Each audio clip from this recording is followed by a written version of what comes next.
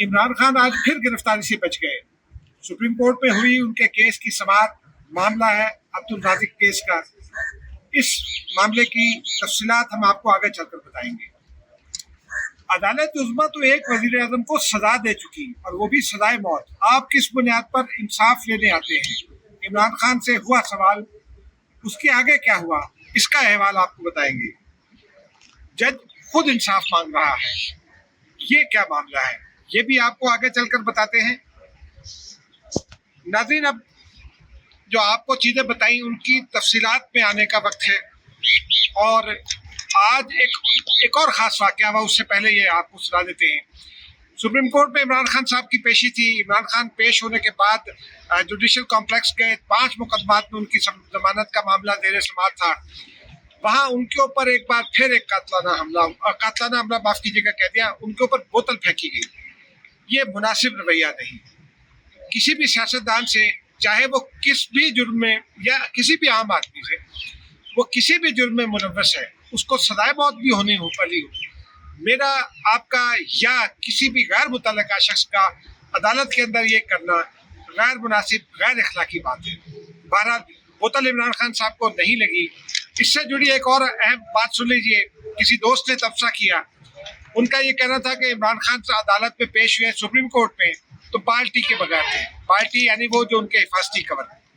लेकिन जब वही इमरान खान जुडिशल अकेडमी में, जुडिशल कॉम्प्लेक्स में पेश हुए अपने मुकदमात की समाअत के लिए, तो वहाँ वो चारों कवर मौजूद थे जिनको बाल्टी का नाम दिया जाता है। ये एक ऐसे ही ज़रा बरसबीर तज़किरा बात थी, फ़िकाहिया सी बात थी, हमने कहा आपके साथ शेयर कर लें। और आज पहले आते हैं उस मामले की जानिब, इमरान खान साहब की पेशी की जानिब। क्वेटा के वकील अब्दुल राज़िक शर कत्ल हो गए थे। उनके कत्ल में इमरान खान को नामजद किया गया था। इमरान खान ने उस FIR के मुंदरजात को चैलेंज कर रखा है। 3 रुकनी बेंच था, जस्टिस याया आफरीदी, जस्टिस मज़ाहिर अली अकबर नकवी और जस्टिस बदर मोहम्मद अली। ओरिजिनली इसमें जस्टिस मुसर्रत हिलाली थी। 2 रोज़ पहले जस्टिस मज़ाहिर नकवी की जगह मुसर्रत हिलाली साहिबा को शामिल किया गया था। फिर उनको निकाल कर जस्टिस मज़ाहिर नकवी को वापस लाया गया। आज गुज़िश्ता रोज़ रात गए फिर जस्टिस मुसर्रत हिलाली को बेंच में शामिल कर दिया गया और बदर मोहम्मद अली साहब को बेंच से अलग कर दिया गया। आज उसकी समाअत हुई। बलूचिस्तान के एडवोकेट जनरल का ये कहना था कि इमरान खान को ये हिदायत की जाए कि वो राज़िक कत्ल केस में तफ्तीश में पेश हो। अब मुकदमे की समाअत में आज चूँकि कोर्ट रूम नंबर 3 था, खचाखच भरा हुआ था, सिक्योरिटी के बहुत सारे लोग मौजूद थे। उनका और सिक्योरिटी की कंसंट्रेशन की वजह से बहुत सारे रिपोर्टर्स कोर्ट रूम के अंदर न जा सके। लेकिन आज समाअत जब ये हुई, उसमें जो रिपोर्टर्स अंदर मौजूद थे उनसे भी हमने जानने की कोशिश की। कोर्ट रूम का माहौल एक थोड़ा सा ज़रा गैर महसूस अंदाज का महसूस हुआ, जो अनयूजुअल महसूस हुआ जिसे कहते हैं। जस्टिस मज़ाहिर अली अकबर नकवी के बारे में एक रिपोर्टर का यह तबसरा था कि वो मुसलसल इमरान खान साहब को देखते रहे। फिर जस्टिस मुसर्रत हिलाली ने भी आज कमेंट किया, पहली बार थी उसमें, तो उन्होंने अपने रिमार्क्स दिए। मामला जब ज़ेर समाअत आया तो जो वकील थे मुद्दई के, वो आज पेश नहीं हुए। एडवोकेट जनरल की मौजूदगी में लतीफ़ खोसा, जो इमरान खान के वकील हैं, उनका ये कहना था कि ये समाअत मुलतवी कर दी जाए 10 अगस्त तक। एडवोकेट जनरल बलूचिस्तान का ये कहना था और अदालत से इस्तदा थी कि मामला अहम है और इमरान खान साहब को हिदायत की जाए कि वो JIT में पेश हो। लतीफ़ खोसा ने कहा कि हमने तो JIT को तस्लीम ही नहीं किया, उसमें पेश कैसे हो सकती है। जस्टिस मुसर्रत हिलाली साहिबा ने यह सवाल किया कि जिस JIT के मुंदरजात को, बल्कि उनके रिमार्क्स थे कि JIT के तो मुंदरजात को खुद चैलेंज कर रखा है इमरान खान ने, उस पर जस्टिस मज़ाहिर अली अकबर नकवी साहब ने इस सवाल किया एडवोकेट जनरल से कि आप क्या तफ्तीश करना चाहते हैं, क्या पूछना चाहते हैं। और उसके बाद उनके भी रिमार्क्स वही थे, उन्होंने भी वही कहा कि इमरान खान ने उसके जो मुंदरजात हैं उनको चैलेंज कर रखा है। जस्टिस याया आफरीदी ने मदाखलत की और उन्होंने ये कहा कि चूँकि मुंदरजात चैलेंज हो चुके हैं, आज हम ये ऑर्डर जारी नहीं कर सकते, आज हम इसको ज़ेर समाअत भी नहीं लाएंगे। लतीफ़ खोसा साहब 10 अगस्त चाहते थे, जस्टिस मज़ाहिर अली अकबर नकवी से एक थोड़ी तवील मुशावरत की जस्टिस याया अफरीदी ने, और फिर उसके बाद जस्टिस मुसर्रत हिलाली साहिबा से भी एक छोटी सी मुशावरत की। और इब्तदाई तौर पर उन्होंने 7 अगस्त की डेट दी थी, लेकिन फिर उन्होंने 9 अगस्त की डेट दी।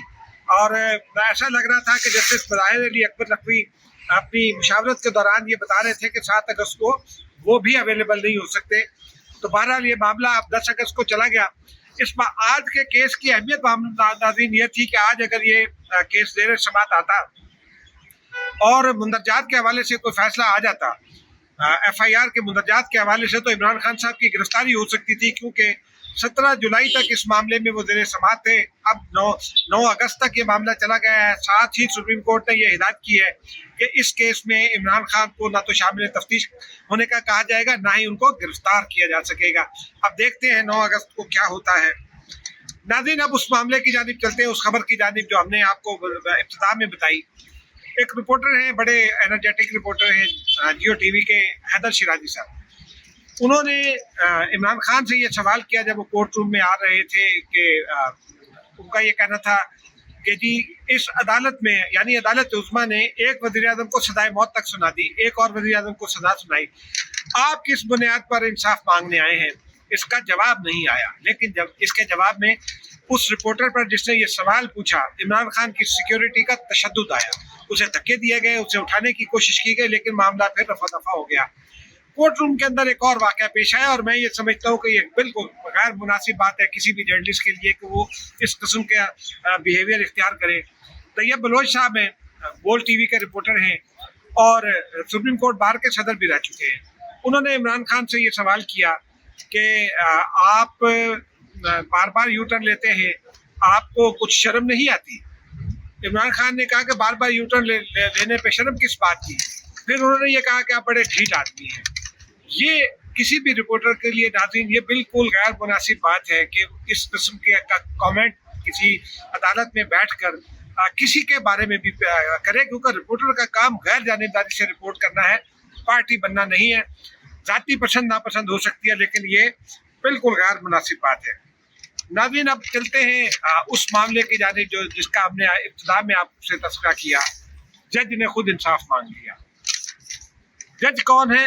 जज हैं दिलावर साहब, जो तोशा खाना केस की समाअत कर रहे हैं इस्लामाबाद डिस्ट्रिक्ट जुडिशरी में।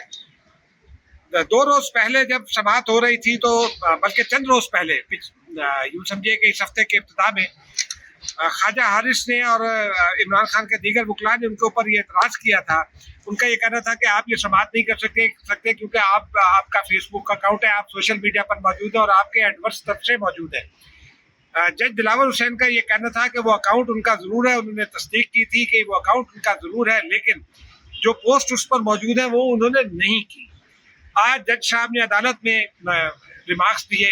बाकी मामला तो जाहिर सी बात है वो नया दौर पर रिपोर्ट हो जाएगा।